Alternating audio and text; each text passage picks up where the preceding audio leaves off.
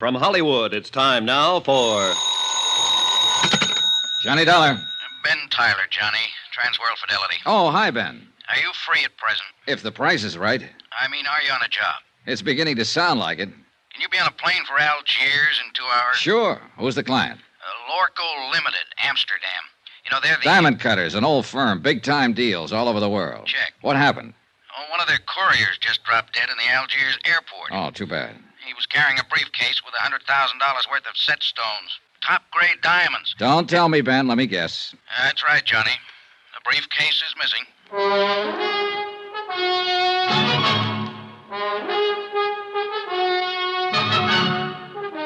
Tonight and every weekday night, Bob Bailey in the transcribed adventures of the man with the action-packed expense account, America's fabulous freelance insurance investigator... Yours truly, Johnny Dollar.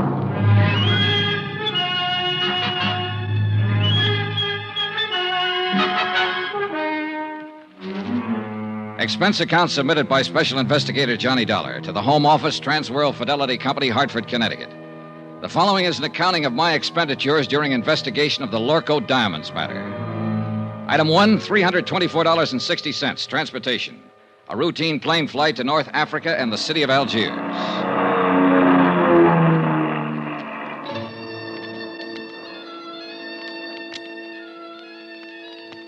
It was an easy trip, and I felt relaxed and comfortable. A feeling that was rudely terminated about 10 seconds after I got off the plane. You are Monsieur Dollar, are you not? Yeah, that's right. I am Inspector Marcus of the Algerian Customs Police. Oh, how are you, Inspector? Oh, quite well, monsieur, and vastly reassured now that you have arrived on the scene of the crime. Oh? You see, I have implicit faith in special investigators. I have encountered them in the past, so I have no doubt, but this little affair will prove most simple to you, monsieur. I see. I feel that in a mere matter of hours, voila, you will produce the guilty culprit like un lapin out of a chapeau. Inspector, I'm beginning to feel a cold wind from the north. That's odd for this time of year, isn't it? A mere passing breeze, monsieur. I shall now assume my official attitude. And that is? Extreme courtesy, complete cooperation, and the devoted service of my meager talents. On orders, you understand, from my superiors in Paris. And now, monsieur, if you will accompany me to my office. Delighted to. After you, Alphonse. My name is Pierre. Oh, sorry. Just a whimsy. Oh, yes, I know. I have heard the joke. Both jokes. Uh-huh. This way, monsieur. A man from the local diamond firm is waiting for us, a special representative, so he informs me. And so, since you yourself are a special investigator, I could perceive a certain advantage in letting him give you the facts, as I believe you say it in the States. Tie our tails together, sit back, and watch the fur fly. Is that it? Well, he is a trifle excitable, but your metaphor, however, escapes me. Oh, I doubt that, Inspector Marcus. In fact, I doubt if much of anything escapes you. You are too kind. Except, of course, $100,000 worth I of spoke diamonds. too hastily. Vanished, disappeared, right under your nose. But there were extenuating circumstances. Oh, I'll bet there were. Tell me something confidentially. Did your superiors in Paris really blow their tops? Monsieur Dollar, if I may borrow one of your more colorful expressions, they said I had probably goofed.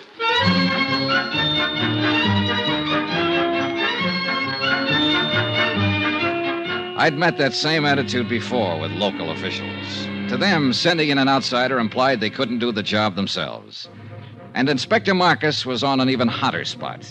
The air terminal was a port of entry to Algeria, under his jurisdiction, Customs Police. As he said, he'd goofed. Maybe. It is a matter which hath entire past all apprehension. But he was right on I one know that thing. in London Hans this thing is Zeindorf, not have happened. the Lorko In representative, Paris, too, it was is not a have trifle happened. excitable. In Amsterdam, it is unthinkable such thing have happened like this. Even in your New York, mein Herr Dollar, it cannot have happened. But here, in Algiers... It have happened. Yeah, this beautiful diamond gone. All gone. It's like barbarians. This Africa is no place for diamond. Maybe you ought to tell him that in Kimberley. It's differently there. It's entire different. All right, Mr. Zeindorf. Suppose you tell me just what happened. Who can know, mein Herr? 15 years, this courier has worked for Lorko Company. We are think he is trustworthy. Entire trustworthy. Well, even a trustworthy man can die of heart failure. But he has never had this heart failing before. All right, but Perhaps it would be better if I were to, with your permission, of course, Monsieur Seindorf. Yeah, you tell. I am not talk this English much good. Precisely. These are the facts, Monsieur Dollar. The Lorko courier, a man named Paul Gruber, arrived on the plane from Amsterdam yesterday morning. Yeah. Did you know he was arriving? I did not know, but the point is a very clever one. So, a short while before landing, Monsieur Gruber was taken suddenly ill. A doctor met the plane, and the stricken man was removed by stretcher and taken to the emergency clinic. In 20 minutes, monsieur, he was dead. Diagnosis, heart failure. Mais c'est la vie. Was there an autopsy, Inspector? Another excellent point, Monsieur Dollar. Thank you. Do not mention it. An autopsy is being performed this afternoon. Good. So the courier died. And then the briefcase? It was delivered along with his other personal effects unopened to the customs property agent here at the airport. And his name, the property agent? André Jourdain. He was very busy at the moment, left the briefcase lying on his desk, intending at the first opportunity to register and place it in the vault. But the opportunity didn't come, is that it? Precisely. Only a few minutes later, I heard a gunshot. Monsieur, he was lying on the floor in a pool of blood. He had been struck on the head. The briefcase was gone. All gone. This beautiful diamond gone entire. Yeah. When did you find out what was in the briefcase, Inspector? Almost 2 hours later. I radioed the Lorko firm in Amsterdam, informing them of the death of their employee. They replied immediately and stated that the briefcase contained $100,000 worth of diamond set pieces. Works of art. Beautiful. One brooch, one necklace, 2 bracelets. Precisely. Yes. The jury was being flown here on approval for examination by a prospective buyer. Name of the buyer? The Countess Maria de Tolia. What do you know about her? Monsieur Dollar, if you had seen her, you would not ask. She is exquisite, lovely, chic, charming, spirited, full of the joie de vivre. And no doubt loaded with potatoes. With a woman like that, who would ever inquire? I would. Since it looks as though she might be the only person in Algiers who knew that $100,000 worth of jewelry was coming in on that plane. May we. But she could not have known that the courier was going to drop dead in the airport. A good point, Inspector. Merci, monsieur. What about that property agent, André Jourdain? Any chance of talking to him? But of course, if he is yet able to talk. Then I guess I'll... Talkings is not enough, mein Relax, Herr. Mr. Seindorf. You're covered by insurance. Insurances is money. It's not my diamonds. Oh, well, if you don't want the money, you can always waive your claim. Wait, mein Herr Dollar, are you think that I am crazily, that I am entire crazily? I talked to the plane crew who'd come in on the flight with the dying courier. I talked to Inspector Marcus's men, who'd been with him when he found the property agent lying on the floor of his office. I didn't expect much, and I got just that. But it didn't matter. I figured I may have had my man spotted already. The same old story. An ambitious and underpaid government agent opening a briefcase to register its contents and seeing the diamonds there for the taking. Hiding them quickly, then a fake slugging and firing a gun at a non-existent thief. Yeah, an old story. Expense account item 2, $3.40. Transportation into town and taxi fare to the Hospital of Our Lady of Sorrows. Inspector Marcus had phoned ahead to authorize my visit. One of the sisters led me down the corridor to the door of André Jourdain's room. She motioned silently and then turned away. I stepped inside and closed the door. Qui est à la porte? Monsieur? You're André Jourdain? Mais oui, but yes. What do you want? My name is Johnny Dollar. I'm an insurance investigator. My company is the underwriter on the Lorko diamonds. Why have you come here? Well, to ask a couple of questions. Of course, if you'd like to consult an attorney before I have nothing to conceal, monsieur. What do you wish to know? Just exactly what happened when that briefcase disappeared. I have told it already to Inspector Marcus. Yes, I know. So now would you mind telling it to me? But there is no... Bien. I was working at the files when someone entered my office. I turned around and saw a man standing there, pointing a gun at me. Ever seen it before? No, monsieur. What did he look like? Well, he was quite tall. Heavy set? No, very thin, tall and thin. European, I believe. All right. What did he do? He ordered me to turn around, stepped up behind me, struck me with the gun. I fell against my desk. He grabbed the briefcase and ran to the door. You were still conscious? Oui, monsieur, but in terrible pain. I fumbled for my gun in the drawer of the desk and fired one shot. It is all I can remember. Uh-huh. You hadn't by any chance opened that briefcase? I had been too busy. And you didn't know what was in it? Not until they told me today. Andre, I wonder if you'd mind if I lifted a corner of that bandage and took a look at that wound on your head. If you are careful, it is very painful. Oh, sure, I'll be careful. Lie still now, please. It'll just take a second. I'll lift this edge and... I think I am lucky to be alive. Yeah, very lucky. Okay, thanks. It is nothing. Andre, do you happen to know the Countess d'Atolia? The Countess. Oh, monsieur, she is unquestionably... Yeah, I know. She's lovely, exquisite, charming, chic.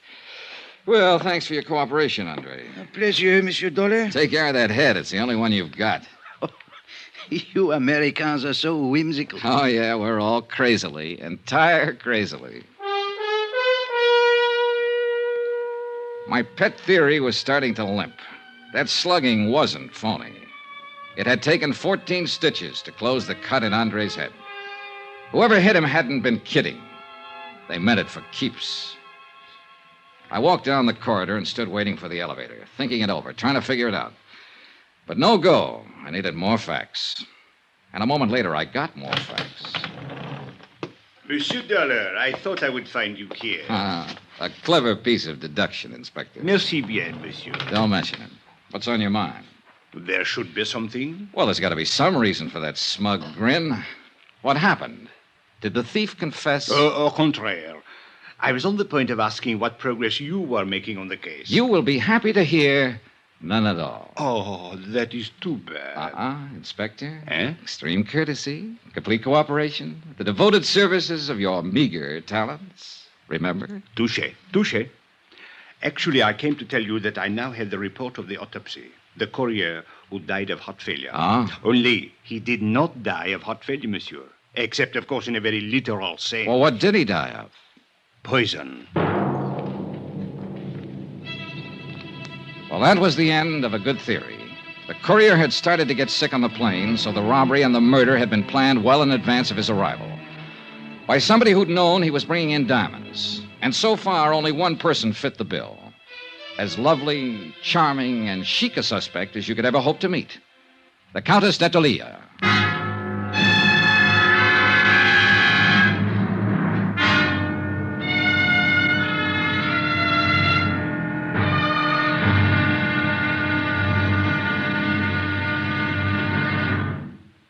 There'll be another intriguing episode in our story of the Lorko Diamonds matter tomorrow. Tomorrow, a lovely woman lies beautifully, and a sinister whisper drifts out of the Casbah. Join us, won't you? Yours truly, Johnny Dollar. From Hollywood, it's time now for...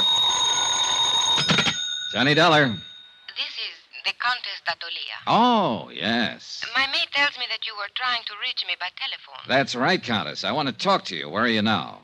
At my residence, of course. Did you think I might come running immediately to your hotel, Mr. Dollar? Not after hearing your description. I'm seldom that lucky.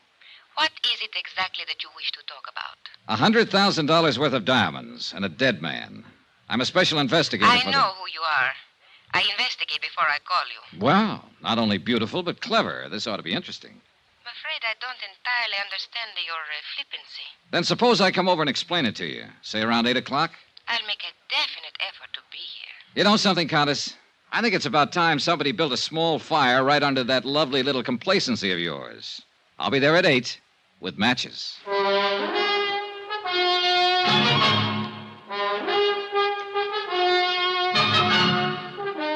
Tonight and every weekday night, Bob Bailey in the transcribed adventures of the man with the action-packed expense account, America's fabulous freelance insurance investigator. Yours truly, Johnny Dollar.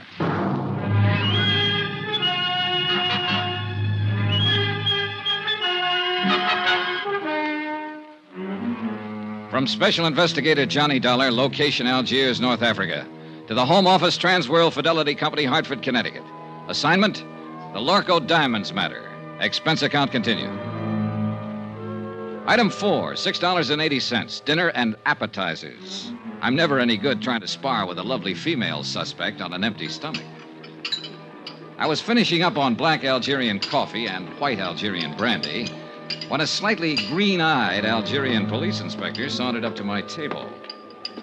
Mon Dieu, Monsieur Dollar. You special investigators really do live well. In the lap of luxury.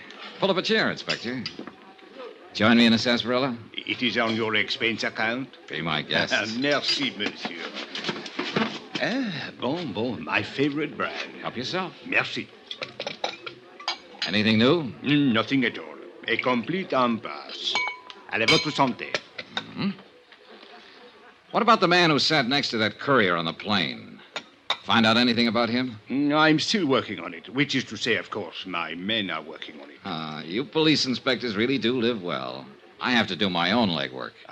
But the glory, Monsieur Dollar. To come into a mysterious affair which has all the local police baffled, and to solve it immediately in one brilliant feat of deduction, to leave everyone gasping with admiration, to make one's exit to the sound of great applause. Not so fast, Inspector. I'm still back there with that brilliant feat of deduction. You have not yet found the solution? Just on the verge. Then I will drink to your success. With your brandy, of course, and with your permission. Go ahead, drink up a storm. But I'm afraid I'll have to leave you pretty soon, but you can still go ahead. No, monsieur. I suggest you change your plans. You will learn nothing which has any bearing on this matter. Which plan do you mean? That of questioning the Countess d'Atelier. Now, who found that out? As a matter of fact, she phoned me and inquired about you. Oh, so that's how she investigated me. Went straight to headquarters. Mais oui.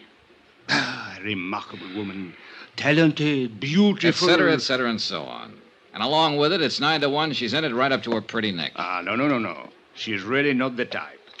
This is an excellent brandy, monsieur. An Algerian brand, I notice. All right, Inspector. Let's bypass the byplay and lay him out face up. I think I prefer it to cognac. I don't know how she does it, but she's got you hypnotized. Just mention of her name and you go into a tailspin, every cockeyed one of you. Exquisite. Lovely. Maybe so, but in my book, she's a real suspect.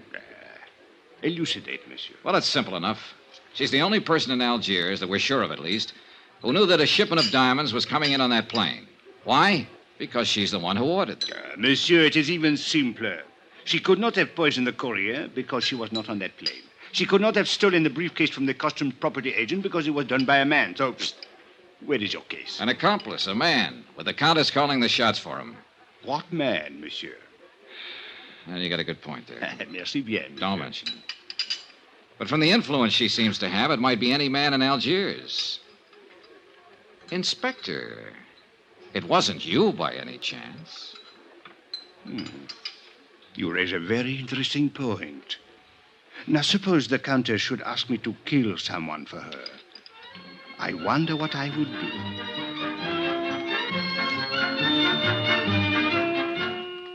A page boy came into the dining room looking for me. I followed him out and took the phone call in the hotel lobby.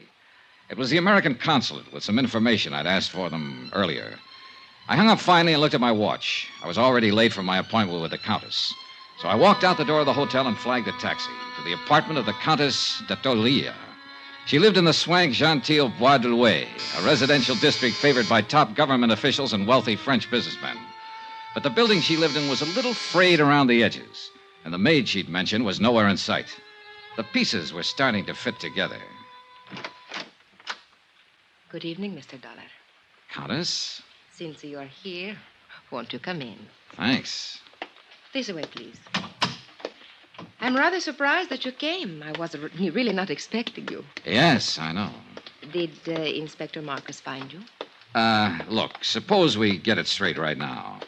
You seem to have a lot of influence with the inspector, and probably with his superiors, too, from what I hear. Sit down, Mr. Dollar. Thanks.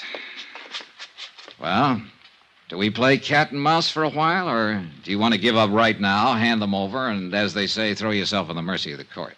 I would like a cigarette. You could always claim that you fell in with evil companions, or that a man led you astray. They're in the box there by your elbow. A tall, thin man, for instance, with his collar turned up and his hat pulled down, carrying a gun when last seen after slugging a customs agent at the Algiers airport. Mr. Dollar, are you opposed to smoking on moral grounds? No, but I'm opposed to murder. Have a cigarette? Thank you. Light? Is there any other way of smoking them?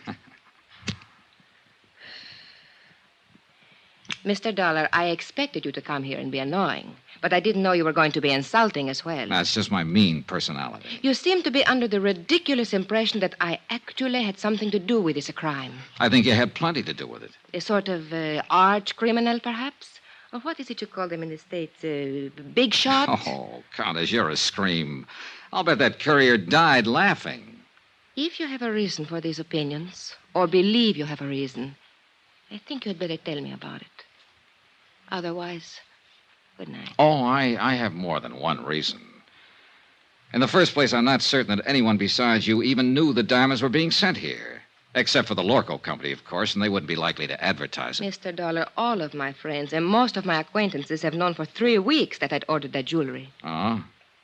Well, I have a copy here of a letter that was sent to you by registered airmail from the Lorko company in Amsterdam a week ago today. According to post office records, you received it 2 days later. Remember it? Yes, I remember. It states the name, flight number, and time of arrival of that courier who was murdered. I said I remember. And it cautions you specifically not to give that information to anybody.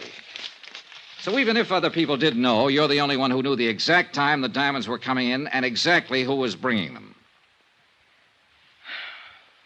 All right. Perhaps I am at fault in a way. There was a cocktail party at the government club the same evening I got the letter. I forgot it for a moment and told someone about it. Who? Just a girl I happened to be talking to. What's her name? It doesn't matter. She was just stopping over on a world cruise. Anybody else hear you? I don't know. The place was packed. Government men, business people, Army, Navy officers. Anyone might have heard. Uh-huh. Was Inspector Marcus at the party by any chance? Yes, I spoke with him during the evening. Mr. Dollar, I'll admit I was wrong, but there is hardly grounds for... All right, let's get to point 3. The Countess Maria d'Attalia, Italian by birth, title inherited, old family. Goes back through one line, in fact, to Lucretia Borgia. I did not poison the courier. Your family estates were confiscated by Mussolini. Family migrated to Bizerte, and then to Lisbon for 3 years. You left them there and went on to London. Since the war, you've lived in Paris, on the Riviera, back to London, Mallorca, and finally here. Have you been following me, Mr. Dollar? The consulate was pretty thorough. Anyway, you're well known in the international set, accepted everywhere, and apparently able to get along fine on your title and your looks. It is not very pleasant to be dissected while one is still alive. As a matter of fact, you're flat broke. You've been living on credit for the last 4 months. I think you have gone about far enough. And yet 3 weeks ago, you ordered $100,000 worth of jewelry sent to you on approval. How did you plan to pay for it? Get out. Or did you know you wouldn't have to pay for it because it was never going to be delivered? Get out of here. I don't have to listen to this. I don't have to answer your insulting questions. My private affairs are my own concern. So the ice finally melted, and now you're going to blow your top. Get out, or so help me, I'll kill you. You mean me, too? You... Oh, no, hey, put that down. Don't throw that. Why, you little devil. Stay back. Let go of me. Settle down, then. And stop throwing things. I will do as I please. It is my house. So sorry. Oh, good Lord. A woman who can even cry beautifully. Leave me alone. Oh, you're unbelievable, baby. The boys were right. You're everything they said you were. Oh, it's too bad. Go away. All right. But before I do... What are you going... No, don't.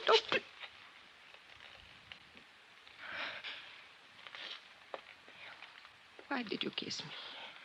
Oh, it beats me. Just call it a sudden impulse. Then you have changed your mind? You don't really think I'm guilty? Oh, honey, I still think you're in this up to your ears. And I'll still bring you to trial if I can. And I still want to kiss you. You figure it out. Why figure, Johnny? I liked it, too. Oh, you ought to be locked up. If for no other reason, just to protect the guys who... What is it, Johnny? What are you going... That cigarette in the ashtray. Put it out fast. Get the windows open, all of them. Where's your kitchen? Back through the hall. Johnny, what are you going to do? Stay alive, if I can. It was gas fumes, one of the bottled gases they use for cooking in the higher-priced apartment districts. The concentration had been building up and finally seeped into the drawing room. If we'd lit another match, we'd have been blown to bits. The kitchen was dark, but I didn't dare snap a light switch. One spark would do it. So I held my breath and followed the sound and finally found the range. Every burner valve was wide open. I could vaguely make out a glass-pane door opening onto a terrace. I grabbed a breath of air and moved toward another door that looked as though it might open into a hall. It didn't. It opened into a closet, and on the closet floor there was a body.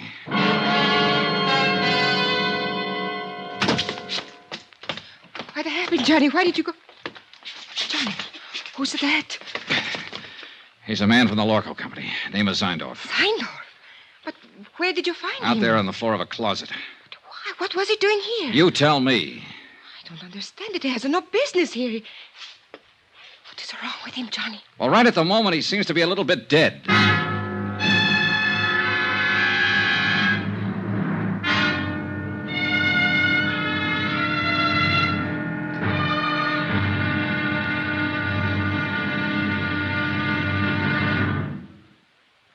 There'll be another intriguing episode in our story of the Lorko Diamonds matter tomorrow. Tomorrow, a desperate fight in an Algiers alley, a killer is named, and a lovely lady confesses her shame. Join us, won't you? Yours truly, Johnny Dollar. From Hollywood, it's time now for... Johnny Dollar. Hello? Who is it? Hello? Hello? Johnny, who is it? I don't know, Countess. Maybe they weren't expecting a man to answer, or at least not me. I would not know about that. What about this guy who was lying unconscious in your closet? Would you know anything about that? No, Johnny. I didn't think you would. I'll give him another shot of those smelling salts. I think he's coming too. Good. Maybe he'll know about some of these things. Yes, he will. Some of them. And of course he will tell you. I was hoping it would not be brought out. I did not want you to know. Murder is usually brought out sooner or later. Not murder, Johnny. It is not that simple.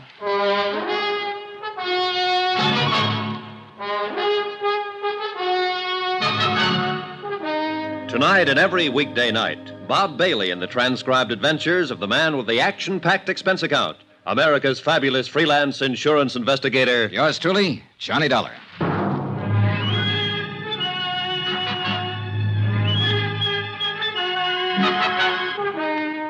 From Special Investigator Johnny Dollar, location Algiers, North Africa, to the Home Office Transworld Fidelity Company, Hartford, Connecticut.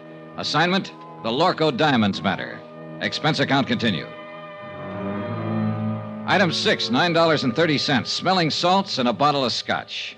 The smelling salts were needed for a double-talking fellow named Zeindorf, who'd managed to get himself gassed half to death in a closet. A representative of your client who suffered the $100,000 loss, Lorko Diamonds of Amsterdam. The scotch was for me. Johnny, he does not like it. Should I go on holding them under his nose? Yeah, sure. Keep shoving him at him until he's strong enough to fight you off. That's how smelling salts work. A person has to come to in sheer self-defense. Nine, stop. It's more too plenty already.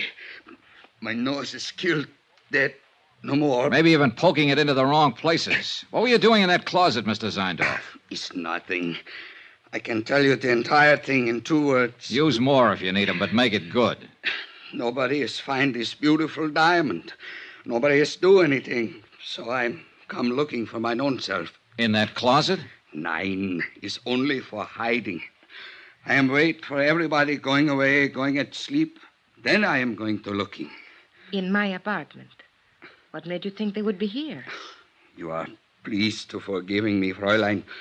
But I am not taking the chance. I'm think to looking every place. Who turned on the gas out there? Do not ask yet. I know nothing. I think I have sleeping some, maybe, and when I have waking, I am died almost. Yeah. Well, apparently somebody was out to get one of us at least. Hey, what about that maid of yours, Maria? Or is there one? Of course. She... You know, that is strange. She disappeared about the time you arrived, slipped out without a word. Does she live here? I think she lives up in the Casbah. I hire her through the agency. I see. Do you think she did it? Oh, the more I find out, the less I'm sure of. Maybe Mr. Zeindorf did it, trying to commit suicide over his missing trinkets. 9. Suicide is one thing I am not. And I desist to listen no more. I am to leave here immediate. Oh, by the way, Mr. Zeindorf. Yeah, what is it? As I understand it, you boys in the international jewelry business are ordinarily pretty cautious in your dealings. Yeah, the prudence, mynheer. Always the entire prudence. That's what I mean. You always investigate a new client thoroughly before you take any chances, is that right? Is entire correct? Johnny, no. Then why did you send $100,000 worth of diamonds here to Algiers at the request of a woman who doesn't have a cent to her name? Why, it is to me these things are always happen. Mynheer Dollar, I am the highest ethic of business. I cannot give you answering. Well, one of you better give me an answering. Oh, it is all right, Mr. Zeindorf. Please, you tell Contessa. All right. What he is trying to say, Johnny, is this. It did not matter about my financial standing because I was not actually a client. What do you mean? You ordered the stuff? Yes, several pieces on approval, so I could make a selection.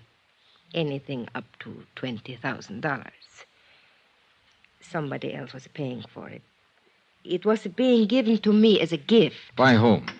A fellow countryman of yours, a man named Charles Barrett. He's been here 3 months, lives on his yacht. Mr. Zeindorf, how did you know this man Barrett would pay for the diamonds? By the letter, mynheer. What letter? When I wrote to the Lorko firm, I took the liberty of enclosing a letter written to me by Mr. Barrett. His own authentical signings. We investigate immediately. What sort of a letter was it?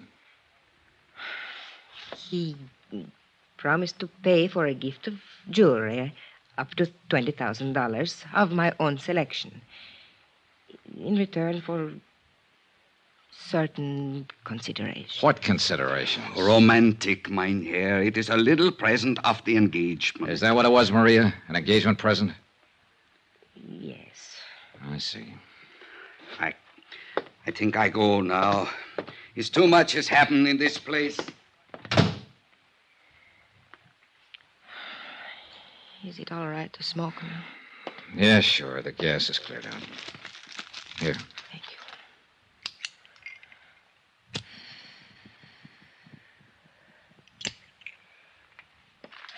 you. I wish you hadn't kissed me, Johnny. I thought you said you liked it. I did. That is why I wish you hadn't. Are you trying to say that... Oh, relax, Johnny. I am not a child.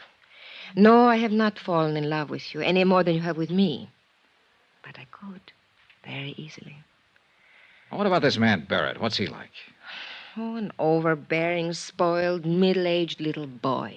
The price sounds kind of high. What else is there? Ever think of working? Where? At what? In Italy, yes.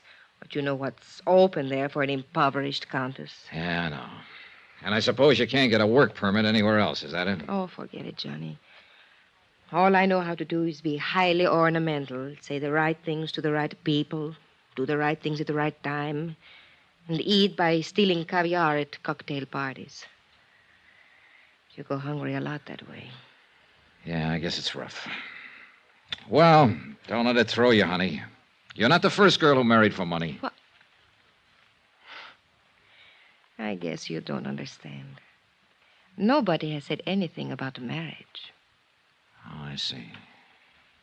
Well, Johnny, I imagine you will be leaving now. So, good night, Johnny. Goodbye. For all the progress I'd made in the case, I might as well have stayed at home. Another fish off the hook. Logical suspect number one had been the customs property agent, Andre Jardine. But the blow on the head that sent him to the hospital hadn't been faked. And that, plus the fact the diamond courier had shown symptoms of poisoning before the plane even landed, seemed to leave Andre in the clear. And now, number two, Maria Countess d'Atalia, was apparently able to supply another answer every time she needed one. And her answers were backed up by Hans Zeindorf, Lorko's own representative. We were shortcutting through the harbor district when I began to realize that the same car had been behind us ever since we'd left Maria's. It was a low-slung English job, expensive and easy to recognize. Driver. Oui, monsieur? Hit the gas a little harder. See if you can shake that car behind us. Mais oui. The other car picked up speed to match ours and still held the same distance. Hey, try a couple of fast corners. I want to make sure. Yeah?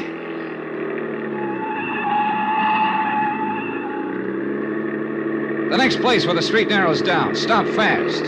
Swing crosswise. Block off the road. I want to stop that guy and have a talk with him. Hey, you understand what I mean? Mais oui, monsieur. Just like in the movies. Yeah, well, something like that. Hey, there's a place coming up. Let's have a go at it. You do not worry. I will do it good. Yeah, I only hope we've seen the same movies. Now, monsieur. I was out of the cab fast and running back down the street. The other driver had jammed on his brakes and finally skidded to a stop against the curb. I reached for the handle, jerked the door open, and the man inside came out swinging.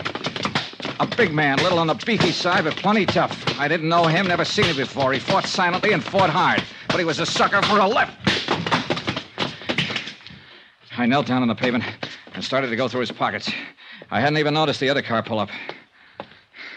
Nom de chien, Monsieur Dollar. Huh?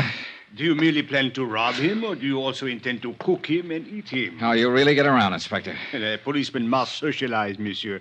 It broadens the outlook. Come, we walk. My chauffeur will take care of reviving your victim. Do you happen to know the victim? Mais oui. He is Monsieur Charles K. Barrett of Chicago. Maria's ex-boyfriend. Something of the sort, I believe. How did you happen to get here so conveniently? Oh, I was following you. Farther back, of course. Then why didn't you pitch in when the fight started? And spoil such a remarkable display of fisticuffs? Okay.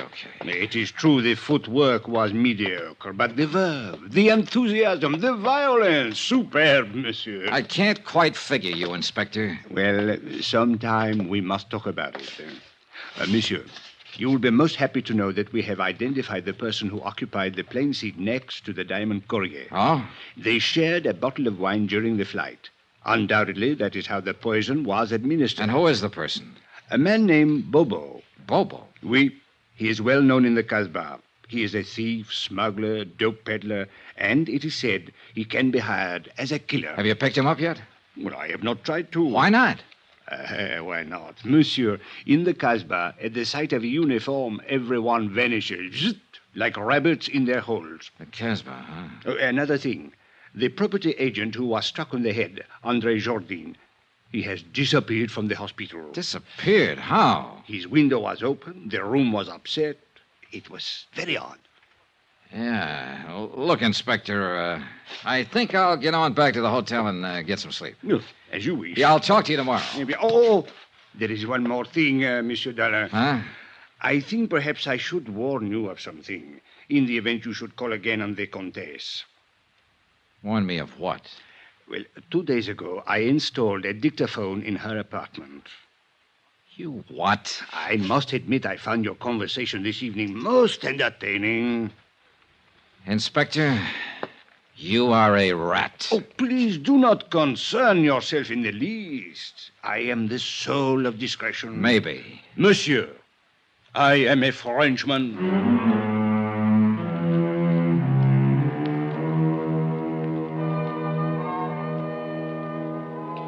Twice tonight, the Casbah had been mentioned. A strange, mysterious native quarter on the steep hill behind the city. Maria had said her maid lived there. And now Bobo, who'd given poison wine to the Diamond Courier. I had an angle, and I had some ideas. The picture was finally starting to make sense.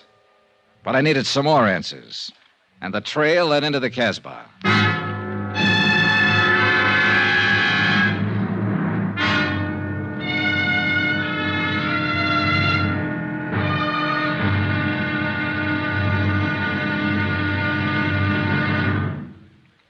There'll be another intriguing episode in our story of the Lorko Diamonds matter tomorrow. Tomorrow, a bungling fool, a tightening net, and a violent death in a crooked alley of the Casbah.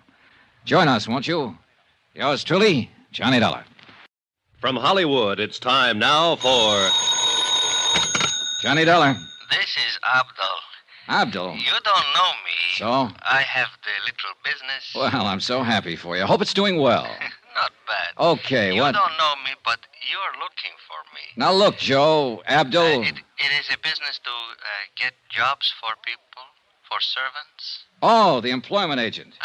Have you got the address of that girl who worked for the Countess d'Atelier? Oh, sure. You're very lucky. She's very pretty.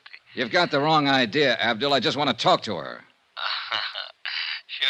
Where does she live? For $20, I will remember.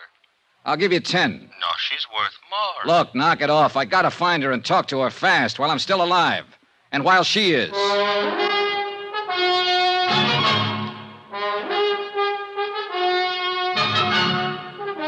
Tonight and every weekday night, Bob Bailey in the transcribed adventures of the man with the action-packed expense account, America's fabulous freelance insurance investigator. Yours truly, Johnny Dollar.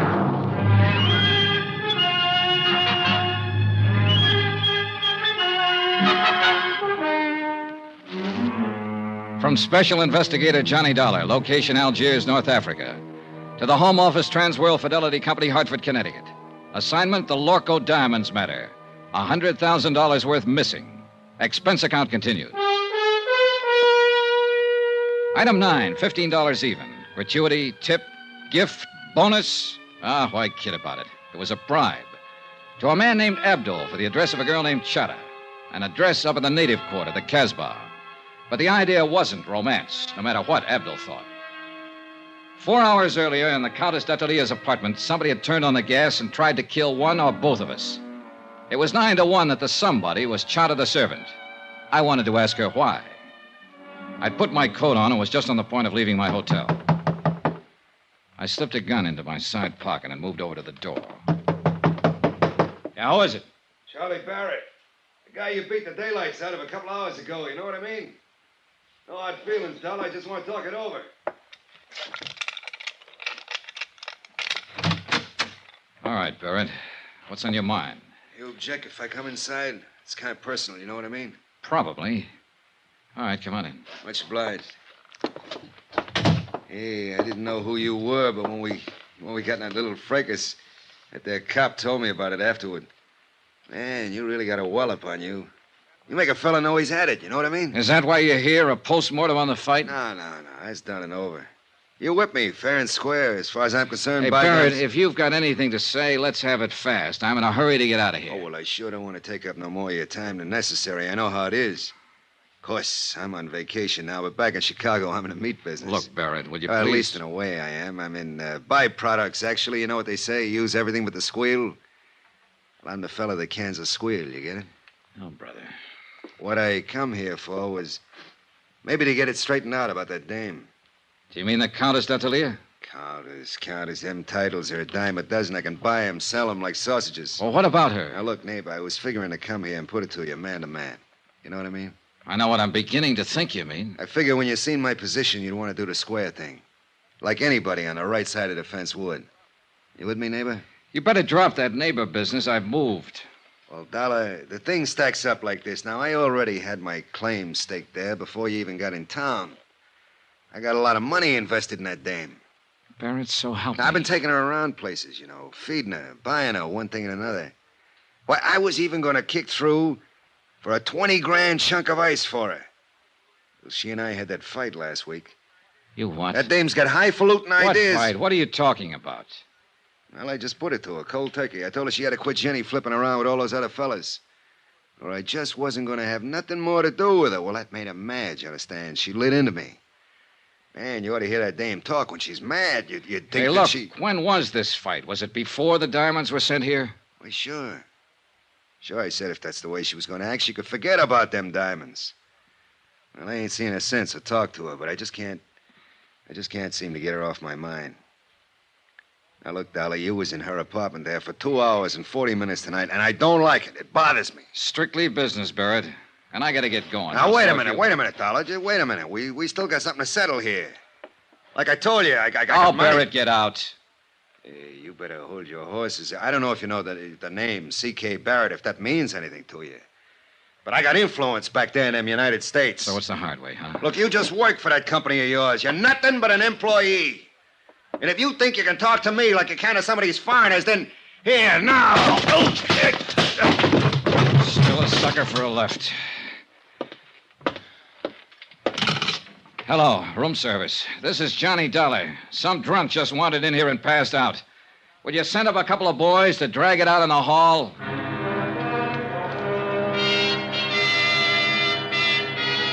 Expense account item 10, $5.30. A tip to the bellboys and taxi fare to the Casbah. The taxi dropped me off at the end of the causeway, and from there on I walked.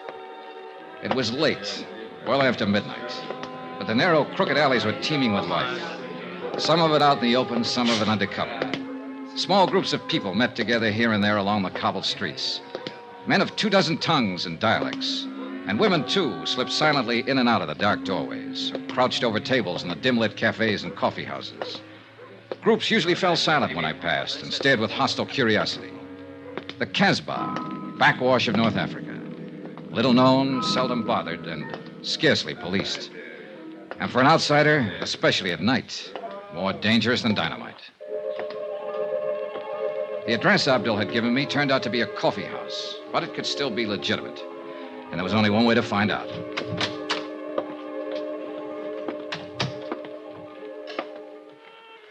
What do you want?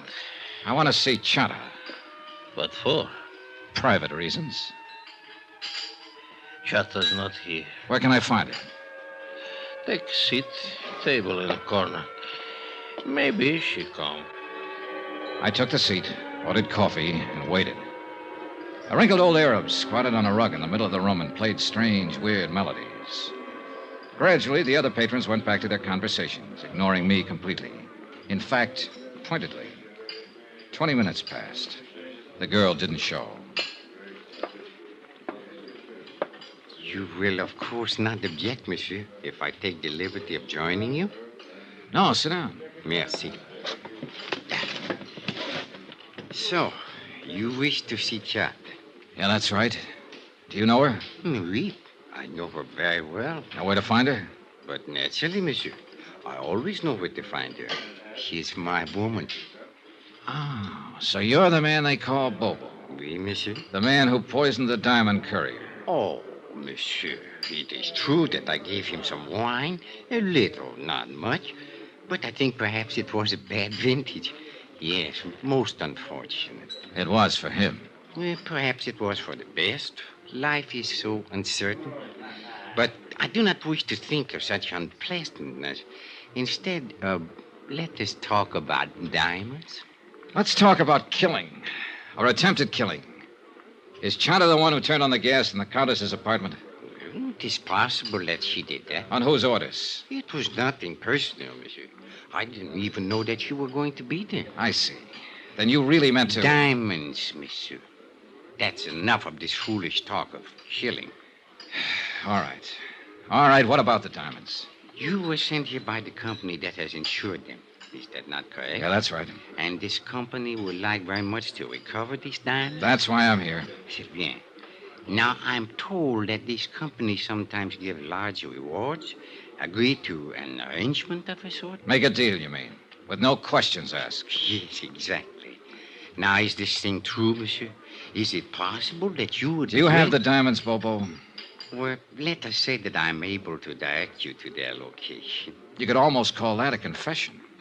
What does it matter, so long as we are in the Casbah? Oh, yeah, sure. I imagine you have men spotted all over the place. At least 30, right in this room. I am in no danger here, monsieur. Tell me something. You didn't pull off this job by yourself. Who else was in on it? I only wish to talk about the diamonds. Well, can we come to an arrangement? Bobo, I don't make deals with murderers. It is better that you do not use such words, monsieur. It's true, though, isn't it? That is not the question. It is only that I resent the insulting way Bobo! which you... Bobo, gendarme! Why you coming here? Bobo! Wait. Did you arrange for the police to come here, monsieur? I'm as surprised as you are, Bobo. Consider this matter of the deal. We will talk more at some other time, eh? Allez, The patrons rushed for the doors, and in 1 minute flat, the coffee house was empty. Even the owner was gone. I was the only one left. 3 minutes later, the inspector, with a flying squad of 20 men, came bursting in from the street. Well, Monsieur Dollar, I'm happy to find you are still alive. Why don't you get lost somewhere? For you, I think it most fortunate that we arrive in time. Oh, sure, in time to foul up the only lead I had in this case. To lose a suspect is better than to lose one's life, monsieur. Look, Inspector, I was holding a gun in my pocket, covering Bobo from the second he sat down at the table. But, monsieur, So 30 men or not, if it had come to a showdown, he couldn't have done a thing. Because he'd have been the first one to get it, and he's smart enough to have known that. But I thought Let's that... face it, Inspector, you've done it again. You goofed. But I was only thinking perhaps... Mon Dieu, what is to happen next?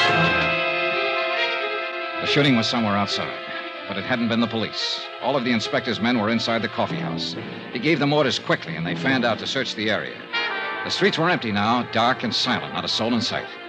We split up into pairs. I worked with Inspector Marcus for a while, then left him and searched alone along a narrow side passage. And that's where I found him. He'd been shot 3 times in the back, and he was dying. Monsieur Dollar. Yeah, Bobo. You can't forget that deal, I think. Yeah. It's a little too late for deals now. Who was in on it with you, Bobo? Look, you've got nothing to lose by talking. You know that, don't you? Accept my honor, monsieur. As a citizen of the gospel. Who shot you? A dragon, monsieur. 12 feet tall, with fiery eyes. All right, Bobo, all right. But just tell me this, just one thing. Are you the man who attacked the property agent at the airport, the man who slugged Andre Jourdain? Oui, monsieur. I do it very good. No, almost I kill him. It's too bad.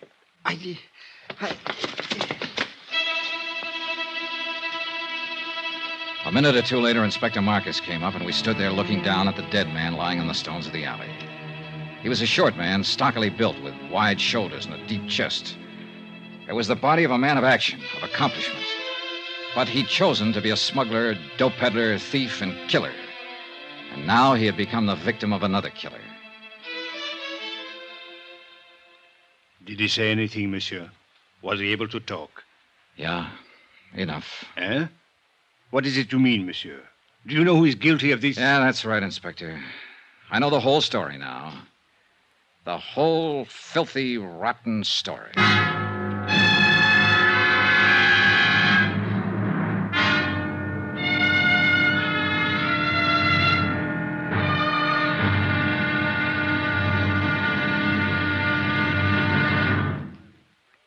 There'll be the final intriguing episode in our story of the Lorko Diamonds matter tomorrow. Tomorrow night, the odds are set. The last chip is down. It's the last spin of the wheel. And death is the croupier. Join us, won't you? Yours truly, Johnny Dollar. From Hollywood, it's time now for... Johnny Dollar. Johnny, this is Maria. Maria. Well, isn't it kind of late at night to call? You've got to help me, Johnny. I'm being followed. Aren't you at home? No, it's a little cafe on the waterfront. I came in here to phone. Why the devil did you have to go out? Everything was set up. If you'd stayed home, you'd have been safe. What are you trying to do, get yourself killed? Johnny, this is no time. Where are you? What's the name of the place? The Marrakesh, number 41 Rue de la Mer. I'm afraid to go outside. No, whatever you do, don't go outside. Stay right where you are until I get there. But, Johnny... Take your choice, Maria. It's either that or wind up on a marble slab. What do you mean? You know what I mean. You know better than anybody. Now stay there.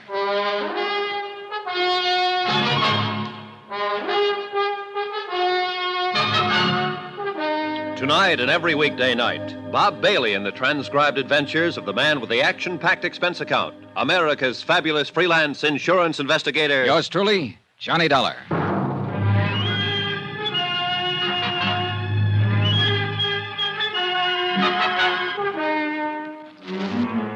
From Special Investigator Johnny Dollar, location Algiers, North Africa, to the Home Office Transworld Fidelity Company, Hartford, Connecticut.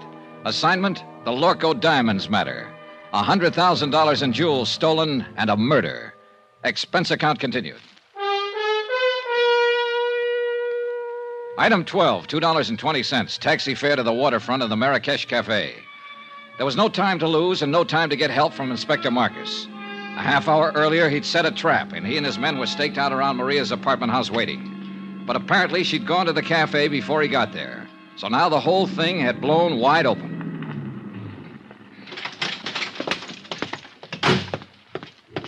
The Rue de la Mer was a dead-end street close to the water, deserted at this hour of night.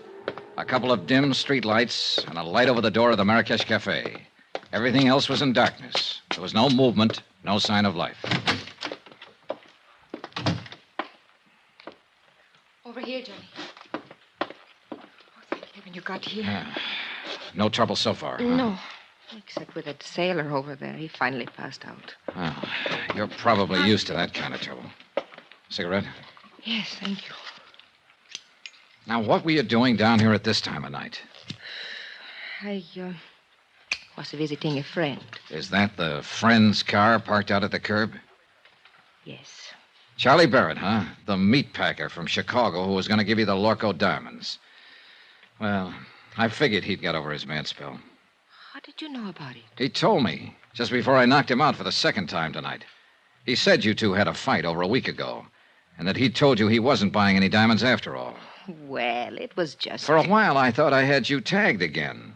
I wondered why you hadn't canceled the order when you'd been told he wasn't going to pay for the stuff. Johnny, it was just a talk. I knew he would come around. Yeah, well, that's about the way I figured it. Another explanation. So I let you off the hook again. Why, Johnny? Why have you been trying so hard? Trying what?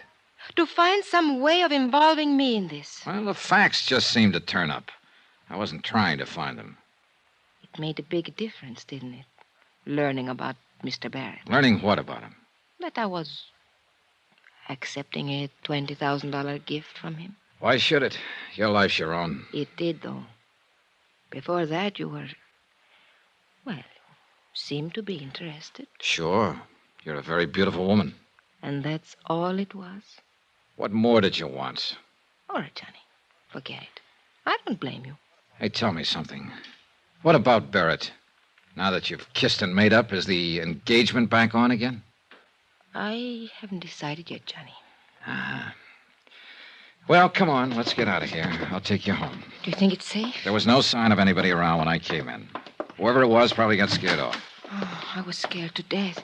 When I saw the lights of the cafe, I jammed on the brakes and ran for the door. The other car was right behind me. Get a look at the driver? No. How'd you get hold of Barrett's car? Borrow it? He gave it to me. Not a bad night's work. It's a good car. Get in. You really play rough, don't you, Johnny? Sometimes. It depends on... Get down, quick, back of the car. It came from across the street. It's pitch black over there. What are you going to do? Look, Maria, you're safe as long as you're back of the car here. Well, what about you? I can't get a shot from here. I'm pinned down. I'm going to make a run for that stone curb. Try to draw a shot and see where the flash comes from. Be careful, Johnny. Oh, don't worry, kid. I'm the carefulest guy you ever saw. All right, now sit tight. Here goes. Are you all right, Johnny? Yeah, I think I got him spotted. Let's see just how close I can... There's somebody running away. Yeah, so do I. Now, where the devil? Why don't they get some streetlights down there? That car that's starting up. Yeah, I see it. They're getting away. One lucky shot, my... Ah. Give me your keys. Wait here. I'm going after No, him. no, I'm going with you. Then pile in. Hurry up. Let's go. A few blocks away, I picked up the taillights of the other car and poured on the gas to keep hanging on. We roared through the empty streets along the waterfront, then swung into the coast road and headed out of the city. The model I was driving had been built for road racing, and barring accidents, I didn't figure the car ahead had much chance of shaking me. It was a narrow, winding road following the rocky edge of the headlands, and the curves were sharp and dangerous, especially at the speed we were traveling. Finally, it happened. The car ahead roared up a steep grade and missed the curve at the top. It rolled over and over, the headlights cutting crazy patterns in the blackness as it plunged down towards the beach.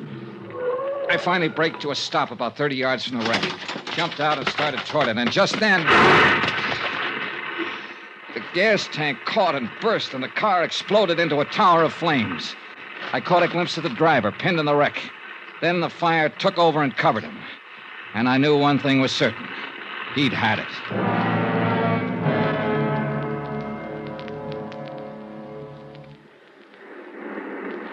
It's dying down. Yeah. The gasoline is all burned now. Oh, what a terrible way to die. What way isn't? I guess... Johnny, could I have a cigarette, please? Yeah, sure. Here you go. Thank you. Yeah, light up, Maria, while you watch him burn. What a horrible thing to say. It's quite a relief, though, isn't it, knowing you're safe now? Well, of course it's a relief when someone has just tried to kill you and now you know that they... That's true, but it's not what I meant. I don't think I understand you. What I meant was you're safe because now he won't be able to talk. Able to... Who won't be able? Do you mean you know who's in that car? Of course, and so do you.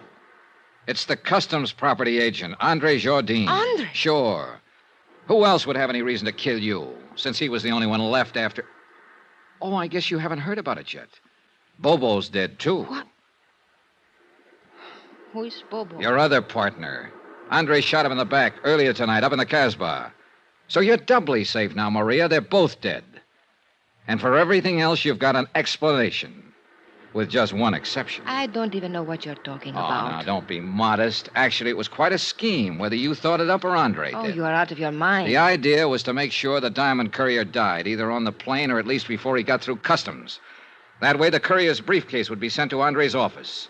Then Bobo was to help Andre fake the stick-up. But Bobo turned out to be a tough cookie. This may be true, Instead but of sticking to plan, he decided to go for broke. When he slugged Andre, he tried to make it stick, but Andre managed to reach his gun, so he ended up in the hospital instead of the morgue. What has all this got to do with me? Then Andre got the idea of a double cross. He left the hospital, went into the Casbah to look for Bobo. He found him, and he killed him. I still don't see His next step was a natural, to knock you off and keep the whole take for himself. We expected it, and we were ready for him. Inspector Marcus is staked out right now at your apartment house, waiting for Andre to show up. We didn't know you'd already gone out earlier. Well, all of this may be true, Johnny. But why do you insist on trying to fit me into the picture? Because that's where you belong. I mentioned the fact that you'd been able to come up with an explanation every time you needed it, with just one exception. What exception? Both Andre and Bobo have tried to kill you this evening. Why? Unless you were in on this thing. What reason would they have? Well, I don't know. Of course. Why should I know? I don't know why they tried to kill me, Johnny. Oh, a good answer, Maria. And it'll probably work. Yeah, you figured that one out fast. I don't know what you No, mean. of course you don't. Well, Who has the diamonds? I will before morning. Johnny, why couldn't you... Knock it off, kid. You got the wrong guy. It won't work with me. It could. Sure, I know. You're beautiful, charming, lovely. And you're rotten. Rotten right to the core. What are you doing, Johnny? Going back to town. Well, wait for me. Goodbye, Maria. Johnny, wait! Johnny!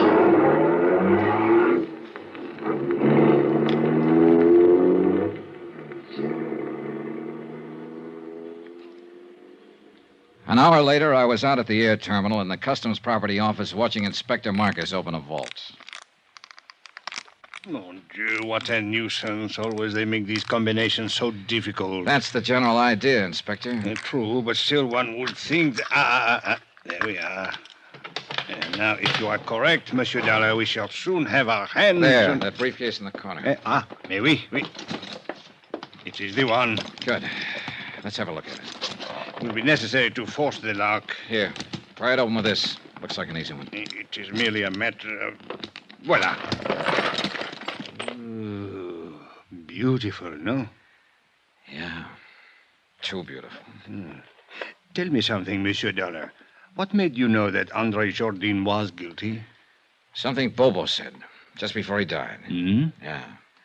He confessed he was the man who had slugged Andre. But Andre had described his assailant as tall and thin. Bobo was short with a stocky build. Andre had lied. And all this time, the diamonds were right here in this vault to which Andre, as property agent, had access. Can you think of a safer place? Hey, Inspector, what about Maria Dattoria? Well, I am inclined to agree with you, Monsieur Dollar, but... well... Yeah, I know. Nothing but suspicion. Yeah, precisely. If I were to file charges and bring her to trial on such evidence as this, well, she would cry a little, perhaps, and look very beautiful. And, monsieur, the court would hang me, not her. Yeah, you're right. You could never make it stick. C'est la vie.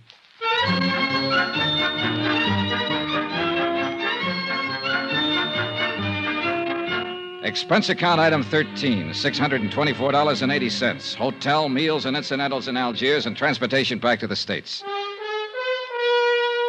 Expense account total $1,214.60. End of expense account. End of report. Remarks? Social item. To be circulated widely. The Countess Maria D'Atolia was married yesterday to C.K. Barrett, a big tycoon in the meat business. The happy couple will make their home in Chicago. All companies in that area who may be asked to underwrite insurance on the life of C.K. Barrett don't. Yours truly, Johnny Dollar.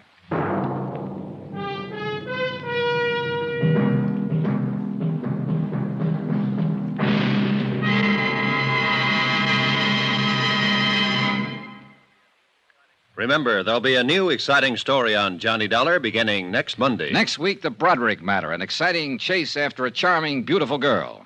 After all, who wouldn't? Join us, won't you? Yours truly, Johnny Dollar.